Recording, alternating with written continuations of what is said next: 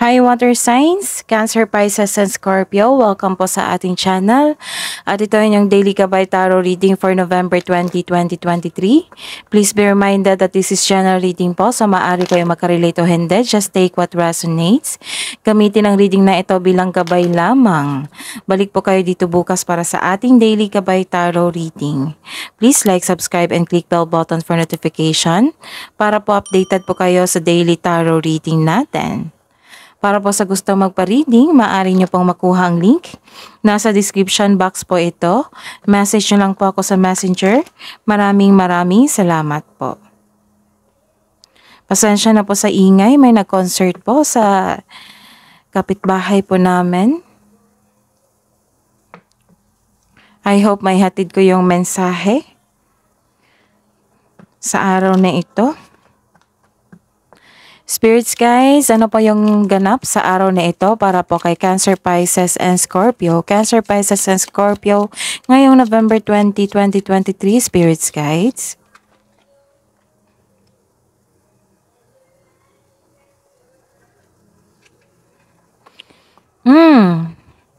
May changes na ganap. Changes sa sitwasyon nyo ngayon.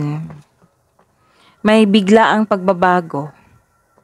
Maaring new cycle ito or magiging uncomfortable kayo, pero don't worry, nakatadhana to sa inyo. So, kailangan lang adaptation. So, move forward. Kung may changes, move forward. Ano pa po yung ganap sa araw na ito ngayong November 20, 2023 para po kay Cancer, Pisces, and Scorpio? You're taking time to your maaring pumunta kayo sa barangay ngayon, maaring kumonsulta kayo sa inyong attorney, or maaring may invitation from courthouse. Ayun. Maaring nag-comply kayo ng isang requirements sa government agency, like pag-aasikaso sa isang document na maghihingi ng approval. Ayun. Maaring document ito, importanteng document. Ganap po, another ganap. Malaki ang influence ng babaeng ito sa buhay mo, malapit siya sa buhay mo. Maaring magbigay ito ng tulong sa inyo or magbibigay ng sakit ng ulo. So, tingnan pa natin. Mensahe po. Spirits guys, ano po yung mensahe niyo po para kay Cancer, Pisces, and Scorpio sa araw na ito ngayong November 20, 2023? Intuition. Trust your intuition. Connect to your intuition and trust your intuition. Baka may mensahe itong binigay sa inyo. So, connect to your intuition. Ano pa po yung mensahe po para kay Cancer, Pisces, and Scorpio ngayong November 20, 2023? Spirits guides, kailangan kong magsalita para hindi nyo marinig yung ingay sa kapitbahay namin. Ayun, pakinggan nyo lang ako ha. So, face your fears. Release the power of fear. Bakit natatakot ka dito? So, ang sabi dito, may mensahe po na face your fears, release it. Release the power of fear, trust your intuition para magabayan po kayo. And, hingin tayo ng energy message. Ano kaya yung energy nyo ngayon sa araw na ito, ngayong November 20? Which is Monday, right?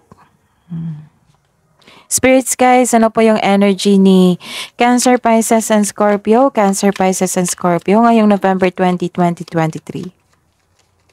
Energy po, spirits guides.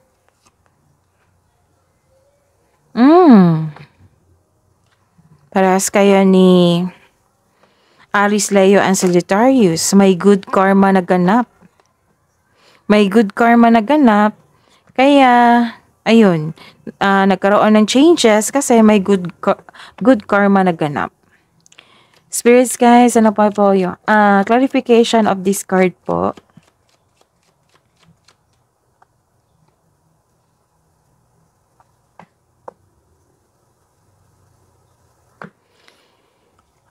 Career and money ni Cancer, Pisces, and Scorpio.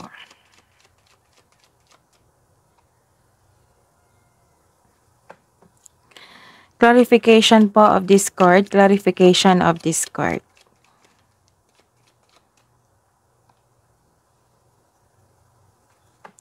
Love advice po. Love, self-love, partnership, and romance.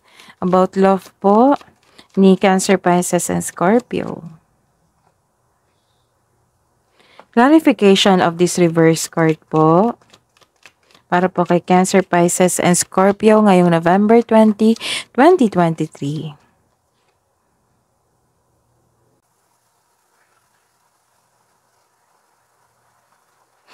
By the way, water signs, Cancer, Pisces, and Scorpio, uploaded na po yung December 2023 monthly gabay reading natin. So, visit nyo lang po yung channel natin. Scroll down nyo lang po. Andun po yung December 2023 monthly gabay tarot reading natin. Maraming salamat po. Sa araw na ito, for water signs, Cancer, Pisces, and Scorpio, you have a good karma. Siguro nagkaroon ng changes dito dahil sa nagkaroon ng good karma. Nakareceive po kayo ng good karma sa araw na ito. And sa clarification po niya, ilan sa inyo nakaranas ng kaaway kaya mag-ingat, baka makarating ito sa barangay po or sa isang korte. So, ayun, ingatan lang niyong sarili. Kung may nag-provoke sa inyo ng away, ingatan nyo kasi baka humantong ito sa barangay or sa korte. Kasi may nakita akong courthouse dito eh. Ayun, maaring isang babae ito. So, ingatan po. Ayun, so, nagkaroon din ng delay and blockages dito. May inaantay kayo, nagkaroon ng delay at blockages.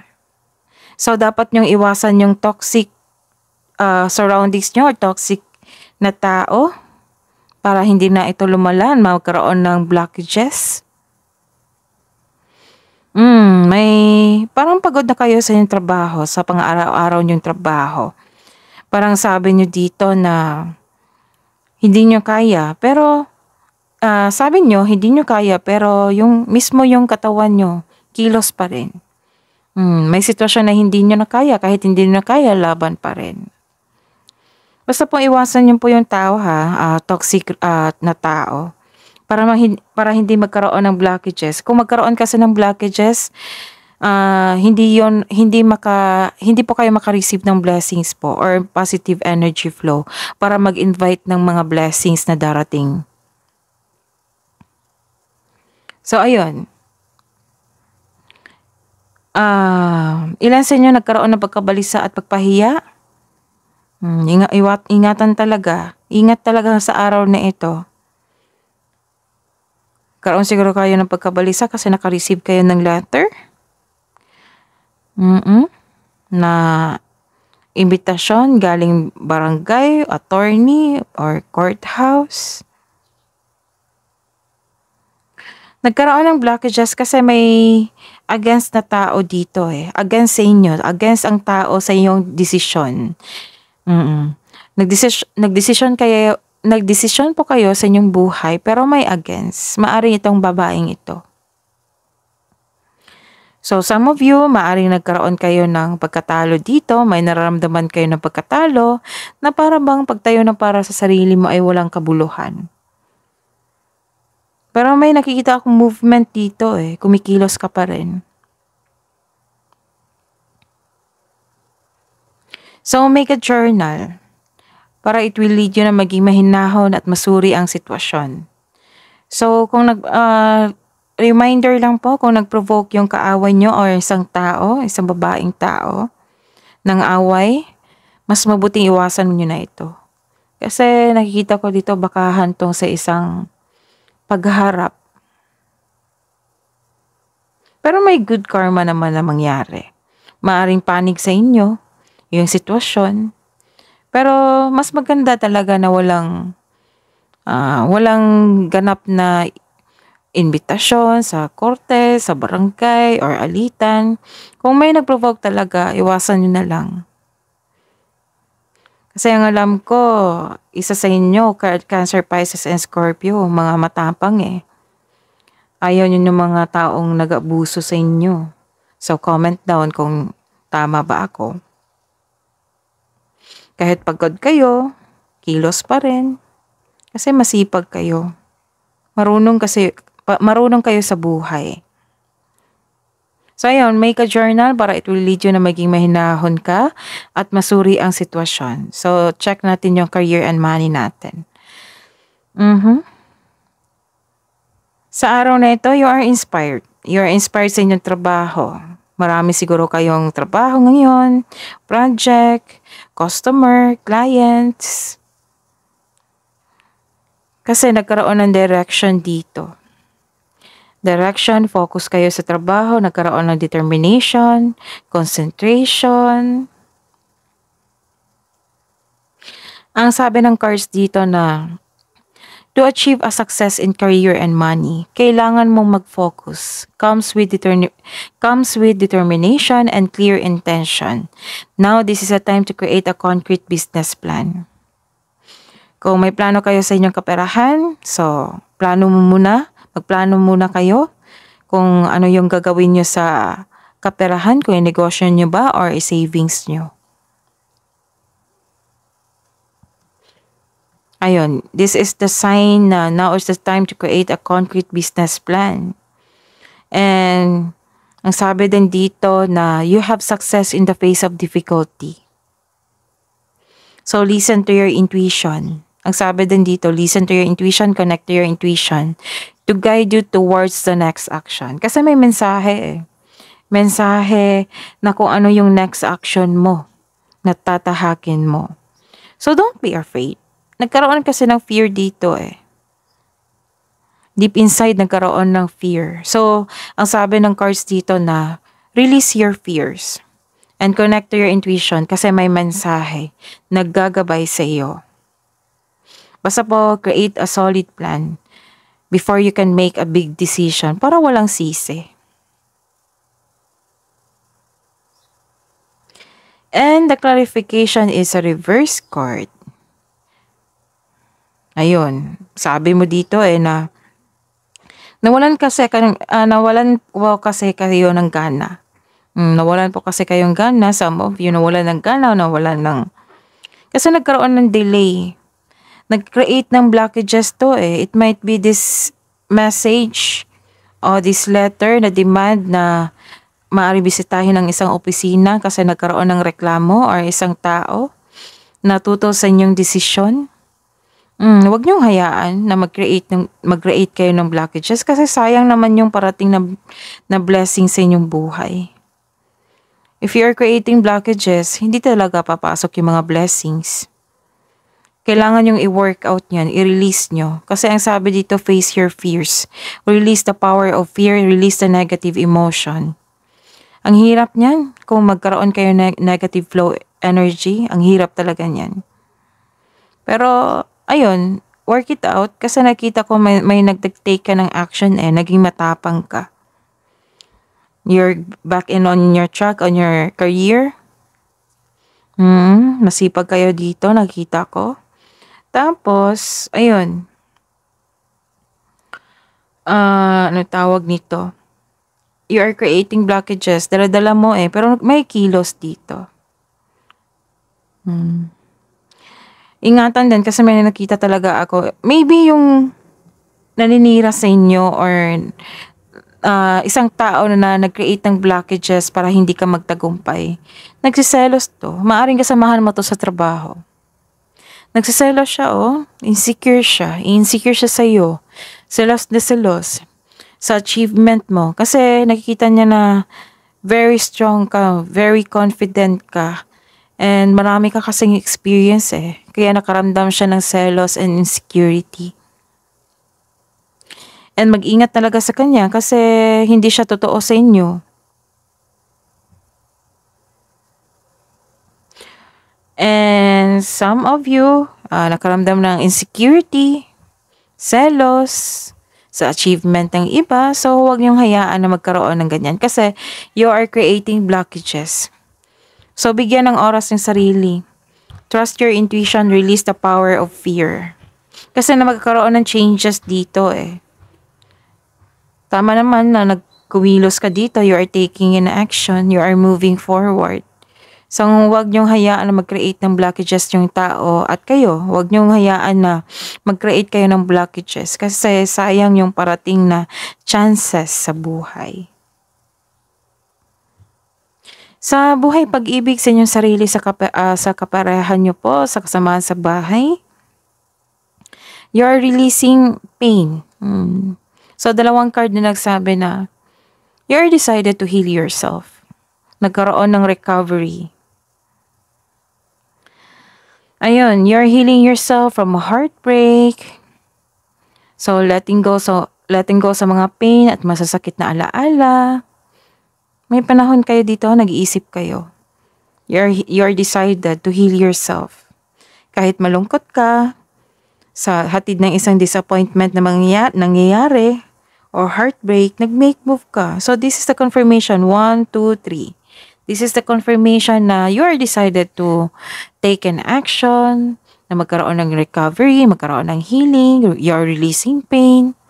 So, this is good for you. Nag-move on kayo. You're taking an action kahit medyo masakit pa sa inyong loob. Nagkaroon kasi ng disappointment sa mga nangyari. So, this period of sorrow won't last forever. So, look to the future with hope for new experiences.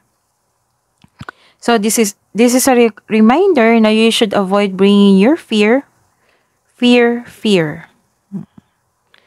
This card is a reminder you should avoid bringing your fear of heartbreak sa inyong sitwasyon ngayon. Kasi mag-create yan ng blockages. So follow this gabay. Release your negative emotions flow, face your fears, release the pain, para magkaroon ng recovery. Kasi ang kasunod yan, healing na magkaroon ng healing process and magiging okay na kayo. Maaring kailangan magtanggap sa mga nangyayari. Tanggapin nyo ng buong buo and take an action. Ang sabi dito, magkaroon kayo ng solid plans para hindi na kayo mabigo sa next step nyo, sa next action. Listen to your intuition also kasi may binigay sa inyo na mensahe niyan kung ano yung path na tatahakin nyo. Magagabay yan, magbibigay ng gabay patungo sa success. So, kailangan nyo talaga bitawan to. Dumating na yung mga blessings sa buhay nyo. Pero some of you hindi pa nakita parang hindi nyo nayakap yung opportunity na dumating, yung blessings na dumating. Kasi lunod na lunod kayo sa isang emotions. Pero this is a good thing. This is a good step kasi nakikita ko dito, you are taking an action. You are decided to heal yourself. Kasi may nangyari talaga. May nangyari na hindi mo matanggap, hindi mo nabigla ka sa mga pangyayari, sa maling desisyon, sa mga nangyari, sa sitwasyon, sa mga ganap dyan sa surroundings mo. Nabigla kayo at hindi nyo tanggap. So, kailangan ng pagtanggap. Take an action. Before taking an action, plano. Kung kailangan i-open up nyo sa inyo family, baka makatulong po sila. Baka itong babaeng ito makatulong sa inyo, then go. Basta focus sa inyong sarili para magkaroon kayo ng recovery. Kailangan na mag-let go po. Huwag nyong pahirapan ang inyong sarili. Huwag nyong pahirapan yung sarili kasi you are creating blockages. Nakita ko talaga dito. Kahit nag-take in action kayo, dala-dala nyo So, kailangan yung i-release yan. Release. Pag-isipan ng mabuti, connect to your intuition. Kasi may blessings na this intuition. Blessing yan. Blessing yan kasi patungo yan sa success.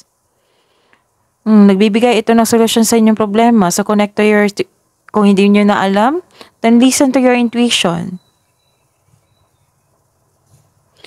You should avoid bringing your fear of heartbreak sa sitwasyon na ito, sa present. Huwag nyong dalhin sa present ang nakaraan na nangyari na sa nakaraan. Huwag nyong dalhin sa present yung negative emotions nyo, negative minded nyo. Huwag nyong dalhin sa present. Kasi mag-create nyo ng blockages. Paano na kayo yung future? Kung ma-release yan, magkakaroon ng mabuting outcome sa future nyo. Kailangan lang pagtanggap. Kailangan ng tamang pagplano at pagkilos. Yan yung nakikita ko dito. Parang take time. Oo, take time na magkaroon ng solusyon. Huwag niyong pahirapan ng inyong sarili. Kasi halos araw-araw nasasaktan ka. Kailan ba ito matatapos yung paghihirap? Ayun. So, free yourself. Don't create blockages. Accept. Reflect. Plan. Accept, release. Accept, reflect, release, and plan. And take an action. Yun. Alam ko mahirap, pero hindi naman pwede na magstay ka sa isang kalungkutan or pahirapan mo yung sarili mo.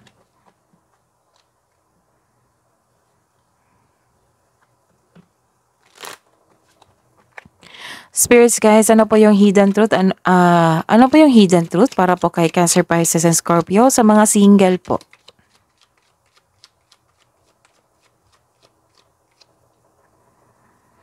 I am becoming a better person. That's good.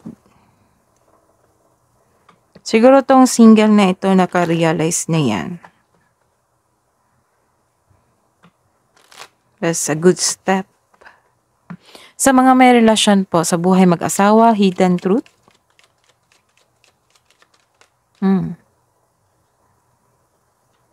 I lost myself for a little while. So you're back on your track. You're taking in action na. Kasi nag-release na kayo ng pain dito So, ayun, hindi pa na nabasa natin tong isang card, no? The clarification is you're releasing, nagkaroon ng delay po. Nagkaroon ng delay. You're hanging on the past. So, kailangan talaga. This is also healing Hinayaan mo yung isang sitwasyon na matapos. So, you remind yourself na let go and move forward. Ang pagkapit sa nakaraan ay hindi talaga mabuti para sa inyo kasi pumipigil ito Pumipigil ito sa magdating na blessing sa inyong buhay. Sabi ko kanina na don't create talaga. Huwag niyong hayaan yung tao na mag-create ng blockages na yung tuto sa inyong decision. Huwag niyong hayaan. So, listen to your intuition, listen to yourself.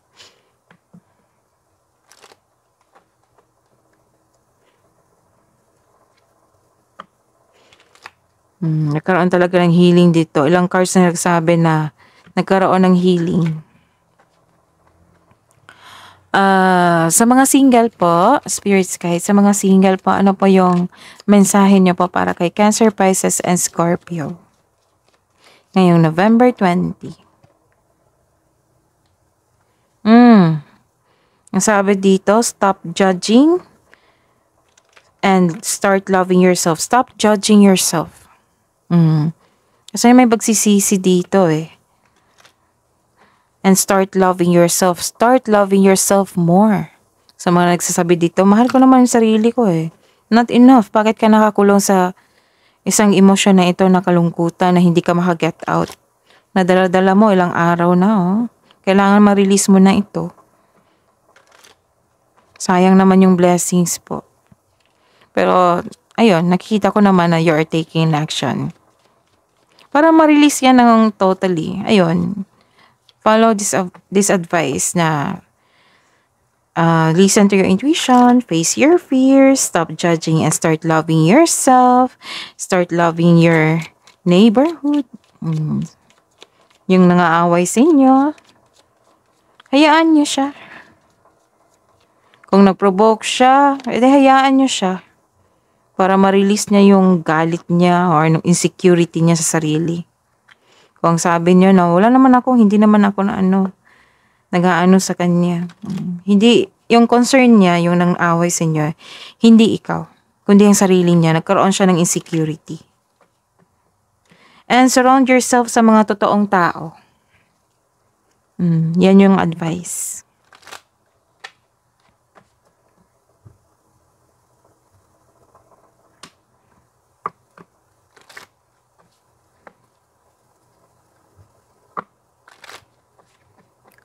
Spirits guys, ano po yung mensahe niyo po sa buhay mag-asawa? At sa mga may relasyon, magjowa po, Cancer, Pisces, and Scorpio ngayong November 2023. Watch out for signs leading you to true love. Again, watch out for signs leading you to true love.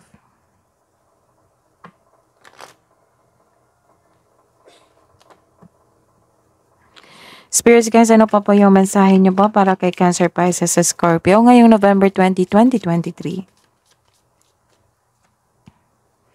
Love conquers all.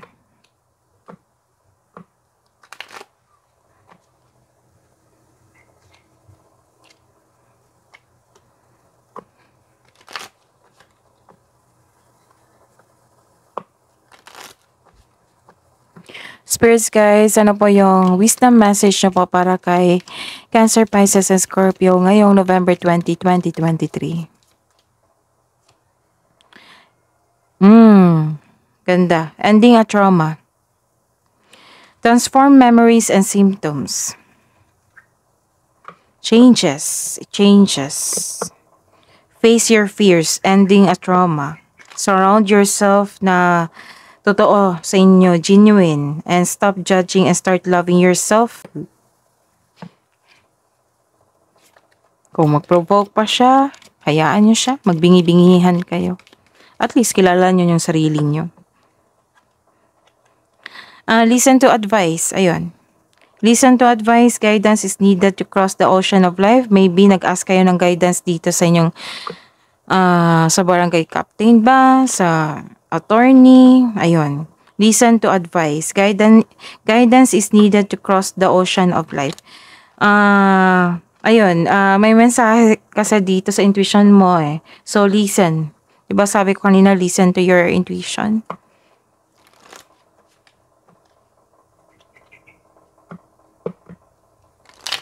Be confident din kasi nakaramdam ako ng fears dito.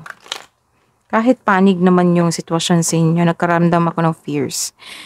Spirits guys, kabuang advice nyo po para kay Cancer, Pisces, and Scorpio sa araw na ito ngayong November 2023. Nothing is yet set in stone. May inaantay kayo na magkaroon ng pagtatapos or may inaantay talaga kayo. Maaring kaperahan or tao.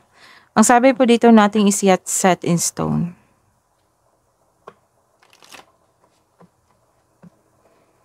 So, pasensya. Mahabang pasensya. Make yourself busy habang inaantay niyo ito. See?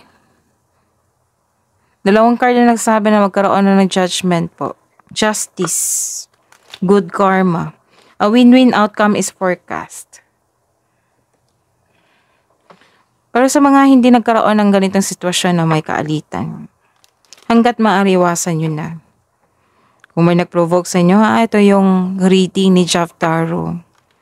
So, kailangan iwasan tong taong ito. Kasi magkaroon ito ng blockages. Gusto kong dumating na yung mga blessings eh. Ayaw ko nang magkaroon ng blockages. Ayun. Magbibigay ito ng gabay sa inyo. So, take this as gabay. Angels, archangels, guardian angels. Angels, archangels, guardian angels, spirits, guides. Mensahe niyo po para kay Cancer, Pisces, and Scorpio.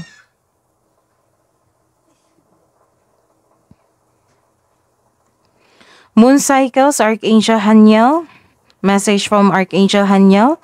Notice how the moon affects your energy and manifestation and capitalize upon these cycles. Baka maaring mag-spend time kayo sa moon and the stars para makalma kayo. And some of you mahilig mag-manifest sa moon.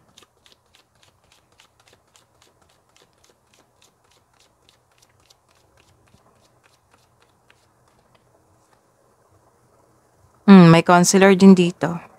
Advice, counselor, courthouse. Message from Archangel Azrael. You are a natural counselor and many people benefit from your guidance and reassurance. That is your reading po, Cancer, Pisces, and Scorpio, ngayong araw na ito, November 20, 2023. Please like, subscribe, and click bell button for notification para po updated po kayo sa daily tarot reading natin. Maraming salamat po.